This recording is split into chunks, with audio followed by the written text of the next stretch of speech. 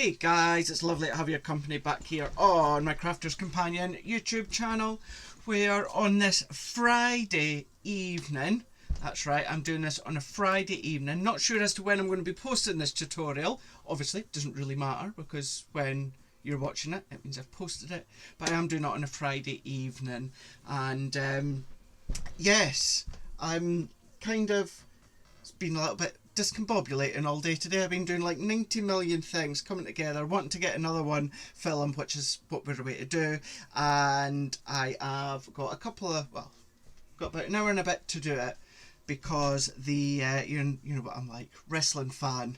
And on this Friday that I'm watching it, SmackDown is live from Barcelona, which means we get it live on Netflix at 7 p.m. Usually it's live at 1 a.m. in the morning because it's from stateside, but on this episode and for the next few weeks we get the wrestling at a really nice early evening time. Anyway, you're here to see tutorials, you're not here to see what I'm talking about when it comes to wrestling. We're going to do another Mother's Day, although with this one what I'm going to do is I'm not going to put a sentiment on it. We're going to use alphabet dies to do mum. You could of course do mum, you can do mom if you want to, and then it's up to you if you want to do like a Happy Mother's Day stamp, if you want to do alphabet dies to say Mother's Day. That's entirely up to you. It could be birthday, it could be of course any occasion that you want to be. It doesn't have to be Mother's Day, but what we are going to do is I'm doing it with the anticipation of it being for Mother's Day, but you guys can then of course use them in whichever way you so wish. So what we're also doing, a little bit of stenciling, a little bit of heat embossing, and then essentially what we're also doing is we are creating our own resist. Now if you've got our resist pads, we're going to be creating our own one as well. So we're going to delve straight in. What I have got is, I'm going to do it on a watercolour cardstock. I'm not spritzing with any water, but I like that little bit of tooth to it, that little bit of texture. So we're going to use that. This is the stencil that we're going to be using. We're going to go all the way back to the hummingbird linen card. We're going to use a mint and also a pink. And then we're going to be using, also going all the way back, our large butterfly alphabet dies and also our left fold alphabet dies. We're going to be using them. We're also then going to be using my good old parakeet pink tulip water reactive. Let's use the blending brush for a little bit of a change, and also some clear embossing powder. Got my heat gun and a couple of petals to finish, and that's really about it. So let's dive in even, and no, you don't want that one, you want this one. Oh, it's all going so well this evening. Right, let's take, now I'm going to cut this down to 6 1/4 by 4 1/4, but just to give me that little bit of give, let's do it to 4 1/2 by 6 1/2. We won't need any more of that watercolour card, so I'll pop that to the side. Then what we're going to do is we're going to go in with our stencil. So take your chosen stencil. Now if you want to use your stick and spray, then of course you can do that, the repositionable one. It's up to yourself. I'm just going to kind of anchor it down with my hand, and then I'm going to go in with a parakeet. So I'm going to go in with my blending brush, and then let's take the parakeet, hold down at one side, and then I'm going to start to blend that colour through. Now with the water reactive, because it is a water-based water reactive ink pad, it stays open longer, which means you can play with the ink. Now you can come in and do backdrops, you can spritz with water, you can do all these different techniques.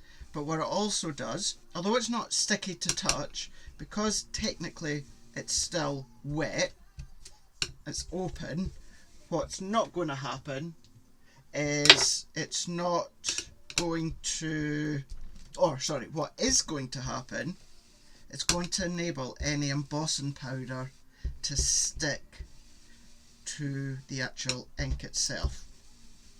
So let's go on, holding that down. Just going to make sure I've got really nice coverage. Now if you're worried about fingerprints, what you could do is then of course put a little bit of scrap card down. I'm not overly worried because I know the positioning of my hands and my fingers are actually on kind of like the little islands of the stencil, so therefore I'm not going to get much of fingerprints through them. So let's work our way through, trying very careful not to move it, so then therefore if you are a little bit worried, a little bit concerned, then this is when you can use your repositionable spray. You guys know I really do only use it when it comes to something that is a heavy gel or a flowing wet medium. So what I mean by that is something like a glitter paste. That's when I tend to use something like the stick and spray. Now if I remove that one, how cool is that? Really cool. But what about if we emboss it? So if we emboss it first, because that looks nice but it's flat. So let me clean this excess off first. So I'm going to just wipe that clean. I'm also just going to wipe my stencil clean.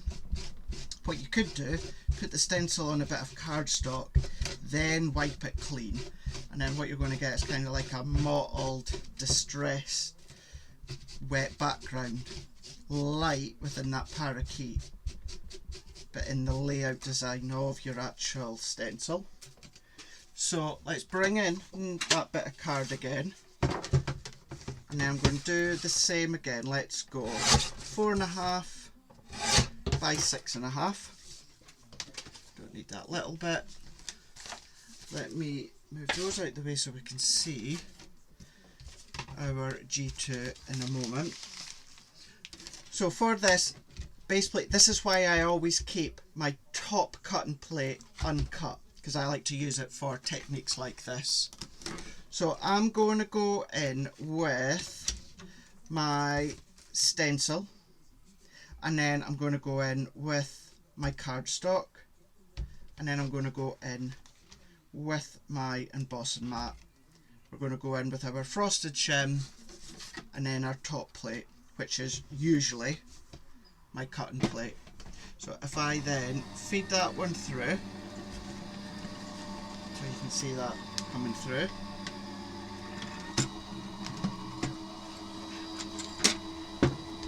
And then if I bring that back, what I'm going to try and do is I'm going to try and just keep it all in one place. So if I remove that, and then if I remove that, and then peel that back, so you can see the indentation. So let's turn it over so it's still in the same place, it's not moved, and then what we're going to do is let's then redo that again with our ink, and then I can show you the difference of it being ink flat and ink that's embossed. So nothing's different at this point once you've embossed it. So remember, it is your base cutting plate, it's then your stencil, it's then your cardstock, your embossing mat over the top, your frosted shim, and then it is the top cutting plate. Never have the embossing mat in at the same time. So let's just keep going in and inking through. And because that little bit of pressure, that little bit of suction, that's why it's also holding the stencil in place. If it does come out, don't worry, just kind of slot it back in. You can feel it kind of slot in, and then you just carry on with your inking. So let's go in with these ones. So inking up, making sure you've got a good coverage. Now you don't have to go quite as intense like I am, you can still go light and the embossing powder will still stick to it. But because I'm going to be using the pink tulip as well, I just like to go quite strong with the parakeet. So once I've done that, what I can then do is then lift that up. Now I wonder if this is going to show. So if I bring in the flat one, so that's the flat one, and then that is the embossed with the embossing mat.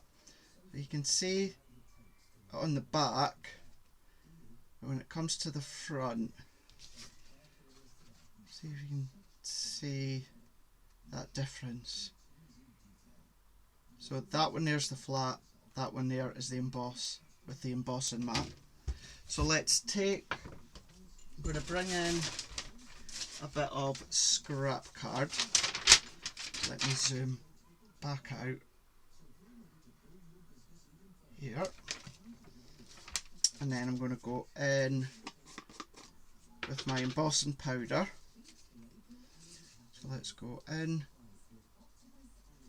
with our powder. So this is just a clear embossing powder. Obviously you don't use all of this, hardly any of it is used. It's better to have a good coverage than not enough. Fingers just nudge that bottom bit, and then that just makes it go a little bit cloudy. So pop that back into there, and then what I'm going to do, I've got an abundance of blending brushes, but let's just show you. If I take my water spritz, and then all I'm going to do is like a light spritz, then onto a bit of scrap cardstock. This is just something that I printed for work that I don't need, so it's just like printer paper, copier paper. So I'm just going to then keep going and going until I've got rid of the ink. Because remember, when you use these, the ink doesn't actually seep all the way inside. The ink sits on the top. And then that's it, essentially cleaned. And then also what I can do is let's just clean that. So then what we're doing is we're going to bring in our heat tool. So if I bring this heat tool in here, I've got my heat tool. I say it's Friday evening, it's going to be one of these things. I'm beginning to learn, never do tutorials on a Friday evening or Friday tea time, because I don't make sense of my words. So I've got my heat tool. So what I'm going to do is I'm going to start at the top here, and as it melts I'm going to travel down. So don't waft your heat tool, keep it still, and as it melts you then move. Now it might be a bit harder for you to see because it's clear, but as I say, I'm going to start up there and then I'm just going to work all my way down, and then ideally as well go above, but so that you can see what I'm doing is I'm just going to then go at a slight angle. It will still work fine at an angle, it's just it's nice if you go direct over the top. And then as it melts, what it's doing is it's then creating that nice little embossed glaze which will then resist. So essentially this is what your resist pads are, but without the colour. So you could do what I'm doing, use your clear watermark ink pad and a sponge or a blending brush, clear embossing powder, melt it, and then you'll have created your own resist pad or your own resist sheet. So melting all of these. And once you start going, because that heat is building up, it automatically starts to travel, i.e. the heat travels along, so it starts to melt that next section before you even get to it. But it is key, as it melts, move it. If you stay over the top too long, what can happen is two things. One, it can start to bubble, which you don't want. And two, it can start to scorch your cardstock, which you definitely don't want. Gives it that yellowy, browny, burnt tinge to it. And it's card, so you want to be careful. So as that melts, let's work our way along. And then get a really, really nice sheen. And I'm just going to blend the pink tulip over the top, but you could do a wash over the top with maybe your ink pads or your aqua pens, or you could use your shimmer sprays. You could spritz on it or blend with them using a paintbrush and water. So you've got lots, or you could just leave it kind of natural as it is. Now that that's all melted, I'm just going to make sure that I've got a nice colour and flow. And then I'm just going to look at that, there you go. You can see that. I'm just replying to a message, one that can't wait. But you'll start to see that glisten, and it's as if it's been glazed. I'm also then going to just bring in that one, so I'll tilt them both back and forwards.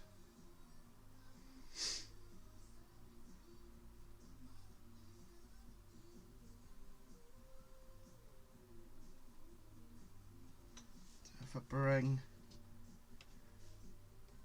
them in there, you can see, let me see if catching the light. So this one is the flat unembossed, and this one is embossed. There you go, you can see that sheen and that shimmer to it. So let's crack on.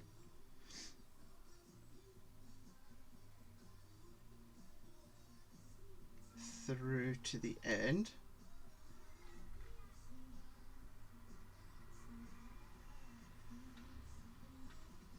Right, that's it. So now that we've got that, that's now what's creating our resist. So let's go in with our pink tulip. Just make sure that's dry, which it is. And then I'm going to go over the top. I'm just going to go against my glass mat and pull that colour in.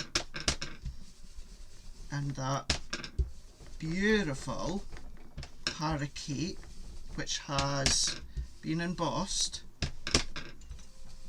is now getting resisted, or is causing the resist, and then the pink tulip is sticking to the cardstock on the base, but not over the top. And really the only thing I would highly recommend afterwards, which we'll do, is just give it a bit of a buff. So a bit of kitchen cloth, dry baby wipe, obviously dry, and a microfiber cloth. And then that will do. So let's just go in, keep adding that colour all the way round, filling in that whole backdrop.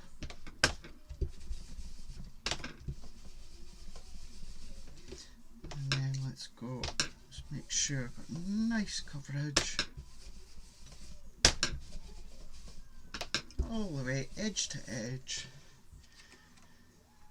like that. And then let's just take a microfiber cloth, and then all that I'm doing is I'm just going to then buff off. You'll see some of that ink there. It's just the ink that's sitting on that embossed design. And then there we go. Love that. Really, really smart. Never do it often enough. I should do it more and more. So I'm just going to do that again.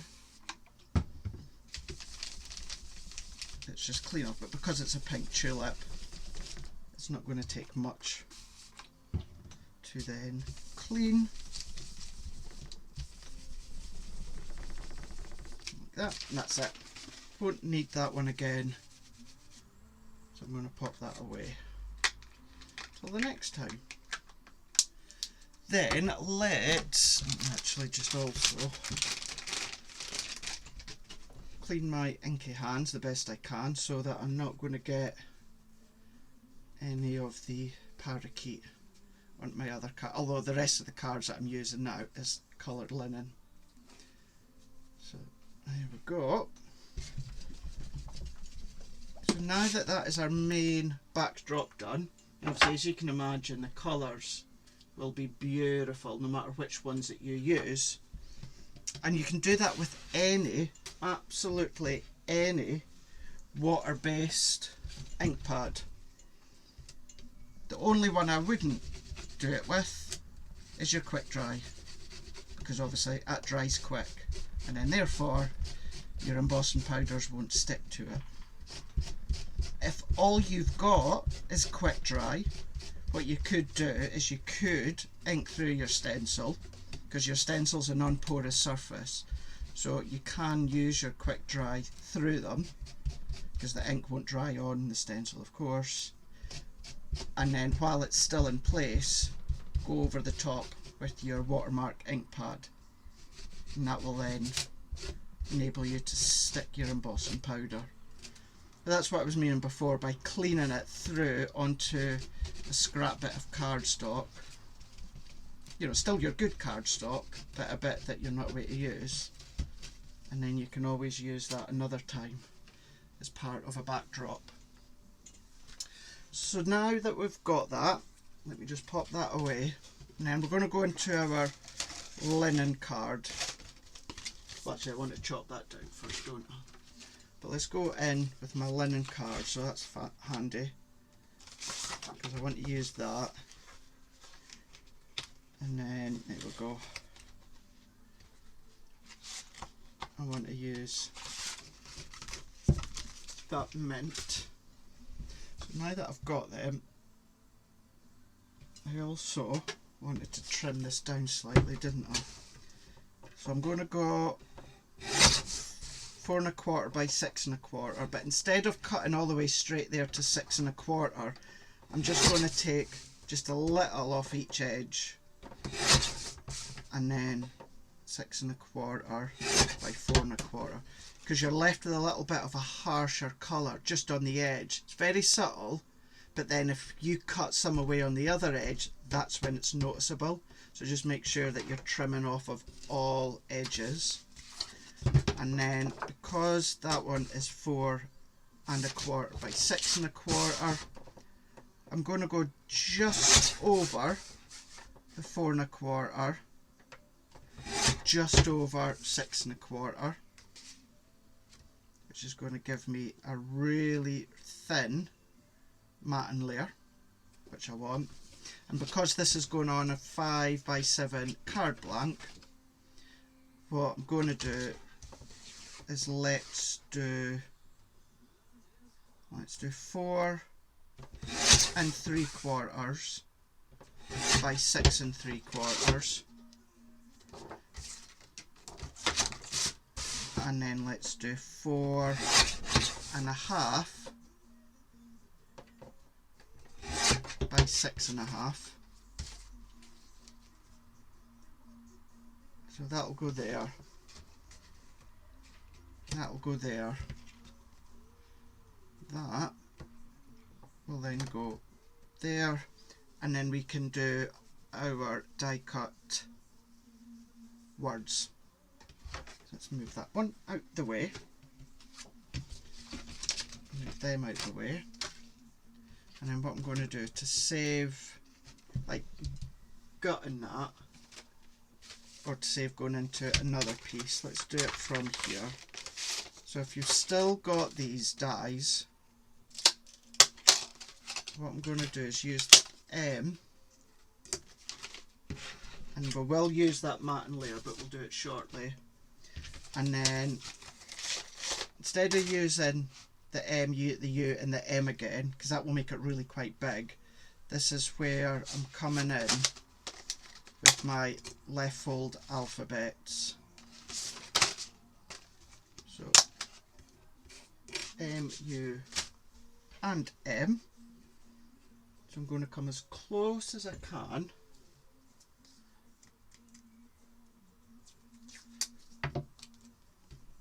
Just into here.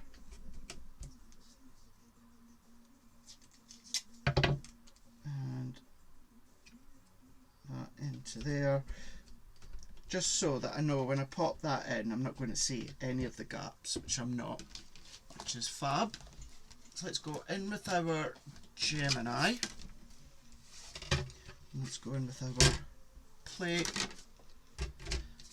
Frosted magnetic top plate. I'm then going to then run that one through.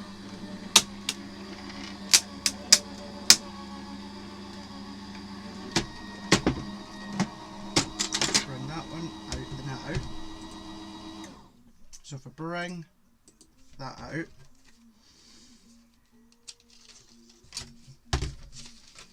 so I can take the M, and then of course the U and the M will stay in place because it's the left fold alphabet. So all I need to do is, I'm going to make that actually easier for myself. So let's just chop that out. Same with the M, roughly chop it.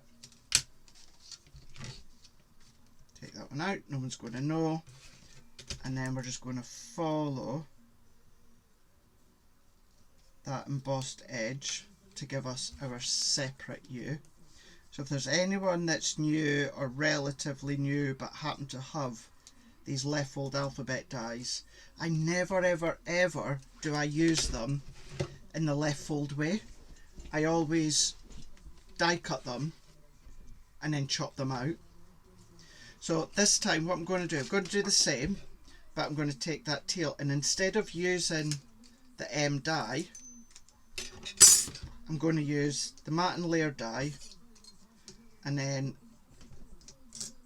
the U and the M again.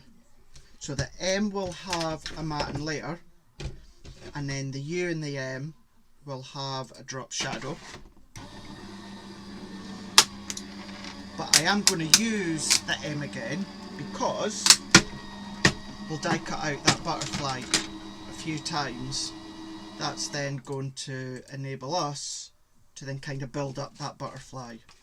I do have stamps that match. There was stamps that came out at the time, butterfly stamps to layer over the top, but I'm not going to use them. I am simply just going to die cut out the butterfly a number of times.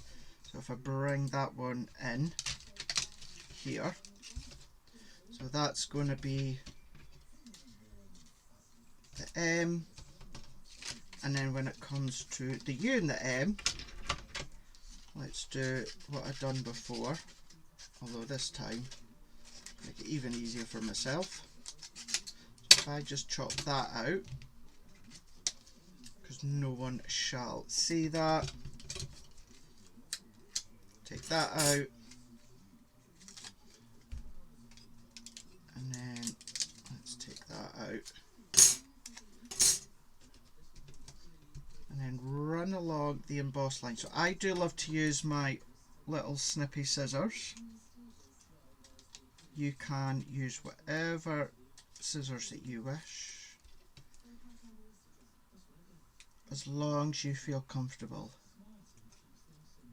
Never use a certain size scissors because someone has told you you have to. They're the best one for the best job. They can recommend them being the best one for the best job, but try them.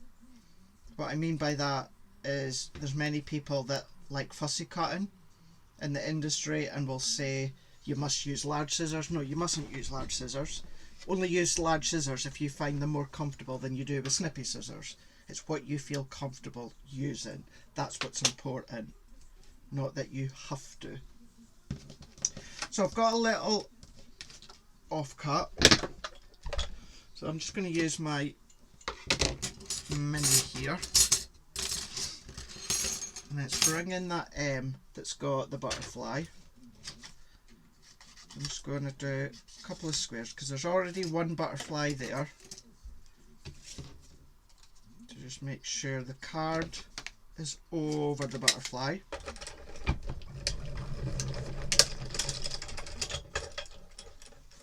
Take that one out. We'll just need to chop that one out in a second. And then let's take this one here. Now what I'll do at the end is I'll show you one that I've already done, because this actually came off the back of just having a little play and I like the look of it, so I thought, I know, I'll film it. But the one that I've already done, exactly the same style, same colour, same everything, it's just I've gone a little bit lighter than what I have there. So it'll be good to show you that if you go heavy handed like I've done there with both the parakeet and the pink tulip, you'll get a darker backdrop, but if you go a little bit lighter, then you get, well, a lighter backdrop, a little bit more of a pastel tone backdrop. So now that is all my main little bits. So let's stick these together first. I'm not going to stick the wings of the butterfly, just the body, and then of course the actual M. I'm going to add that on. You do have space to layer that on with foam pads on top of there, but because this one will actually be layered, this back layer will be layered on foam pads, I think one layer is enough because the wings will be popped up from the butterflies. So let's layer that on over the top there. And because I've not stuck the wings down, just the body, I'm just going to press the body in there just to make sure that's fully stuck. And then while I'm here, tiny little dot of glue in the body. I'm going to pop the butterfly bang over the top. Let's press that for a minute, and I'm going to do the next one. Now you could do as many as you want. Say I'm just doing 3. If you want to do more, you can do, or maybe do it in vellum, maybe do it in acetate. Either way, have a little play. And then let's do our drop shadow. So I'm doing it with the pink on the top, with the teal on the back.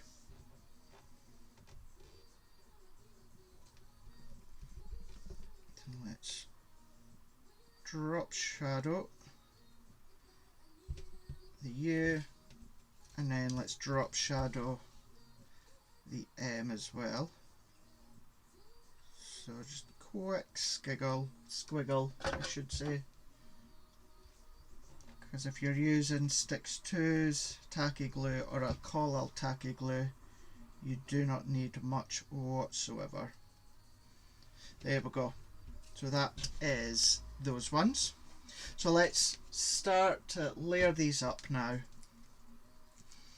And because the M, the U and the M is going to be layered on foam pads, and then you've got the wings that are going to protrude upwards, I still think that's more than enough height, so I'm not going to add any of these layers on foam pads, which I know is a little bit shocking because I would at least layer a few.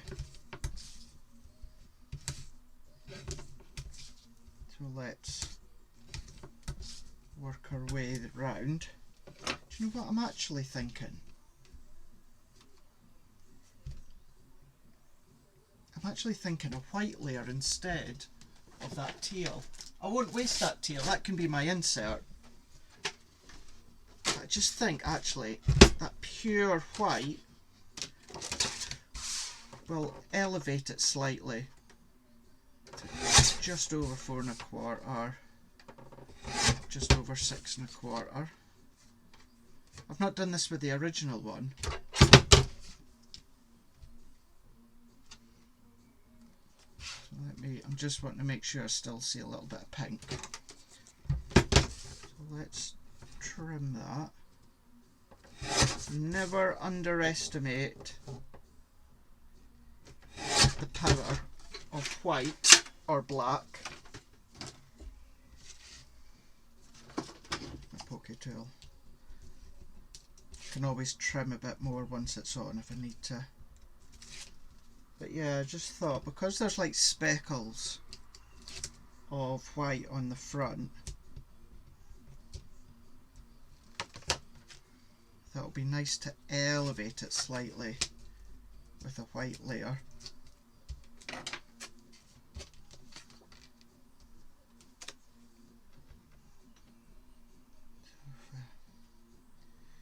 Go into that corner. Yeah, I think that's going to be, yeah, liking that.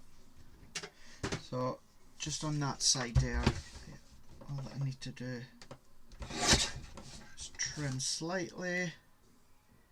Actually, maybe just a slither. Flies eyelashes, Leanne would say. Yeah. Yep. Perfect.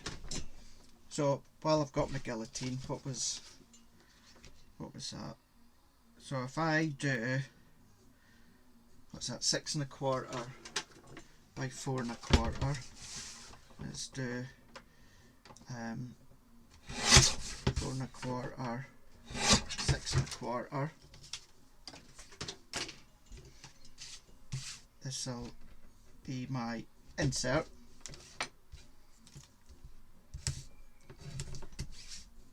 Work our way around. So this style, or well, so yes, the style of the stencil plus the colour, and even just having mum on it would work for. It would work for Mother's Day, which is my intention. Which I know, obviously, Mother's Day isn't the same stateside. No, Mother's Day is what, May for you guys stateside. It's the 30th in the UK. So not a week on Sunday, 2 weeks on Sunday.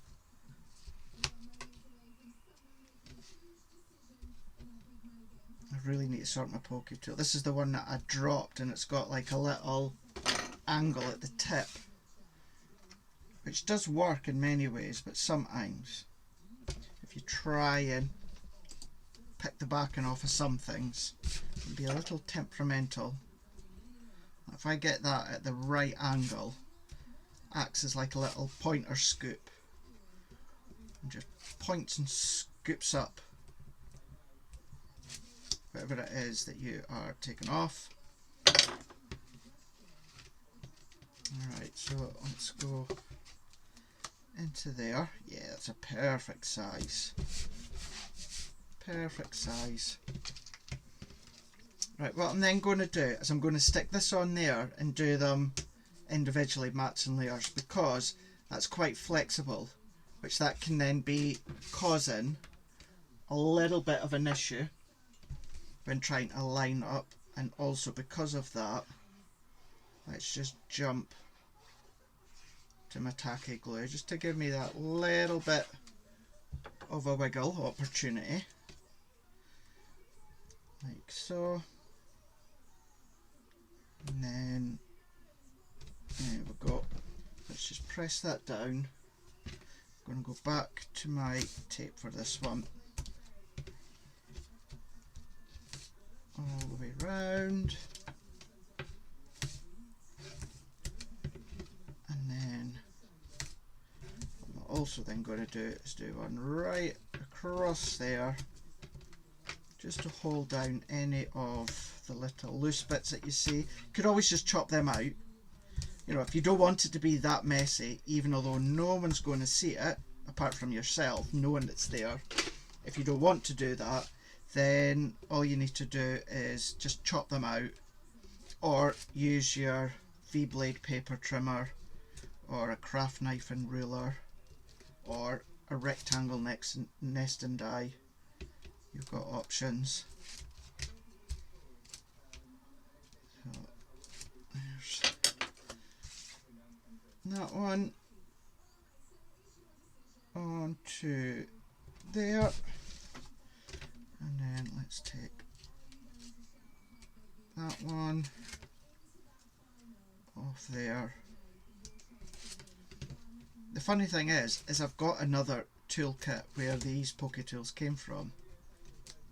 I'm just reluctant to open it because technically you could argue that there's something wrong with it, but I would say that there's still nothing wrong with it. It still works if I just get the angle right. So there we go. There's our card. So we could go many. I mean, if you wanted to, you could go like that if you want. Do you know what I'm actually going to do? Let's, because I've added that white, let's do a triple, well no, a double drop shadow, not a triple, a double drop shadow. So let's pop these on. These can be really effective. And for those that are new, relatively new, are a little bit unsure about the mounts and matting layers, always remember you don't have to use all the mats and layers that I'm doing. I totally understand some people have to watch for the cost of postage, or just of course the depth posting, the amount of cardstock that you're using. I know not everyone is as lucky as me to kind of have cardstock on tap as and when I need it. But for anyone that wonders or asks, that doesn't know about, well, how do I post my cards when it comes to the depth and the weight of them? And the answer to that is, for those that don't already know, is very, very, very rarely will I actually post a special handmade card. I will either hand deliver it, or if I am posting a handmade card to someone special, the chances are I'm posting them a gift as well. So therefore I will pop the card in the box with the gift and send it that way. So yeah, very, very, very rarely do I ever post a special handmade card. And if I do, it goes in a parcel box with the present. It's just the way that I do it. I know not everyone does. If I do, on the very, very rare occasion, if I do actually post a card, then it's usually not an all singing and dancing one. It's maybe something like, you know, unfortunately, maybe like a little sympathy card, something like that. So there's not much weight of that to it. Oh, look at that. Look at that. Perfect. And even if you didn't want the U and the M to be that size, even if you had smaller alphabets, that would work as well. See what I mean? Never underestimate the power of white. Or of course that goes for black as well. Now if you wonder how I do the double one, it's no different really. So therefore that mint, obviously that's the first drop shadow, so that's a drop shadow of the pink, and then the white is a drop shadow of the mint. So I'm looking at that one that's above it. So that double one, the white one, what I'm not doing is looking at the pink and trying to drop shadow it from there. What I'm doing is I'm drop shadowing it against the mint. That's how we work it when it comes to a double drop shadow. And if I wanted to do a triple drop shadow, then what I'm doing, whatever colour card I do next, I'm then looking at the white layer and doing a drop shadow of the white, not the mint or the pink. So don't get too worried or confused or looking at the wrong letter. You're just simply looking at that last layered letter. Oh, that's a mouthful. Oh yeah, I actually think I like this one better than my original one that we'll show you at the end. Right, let's stick these on. Let's take these off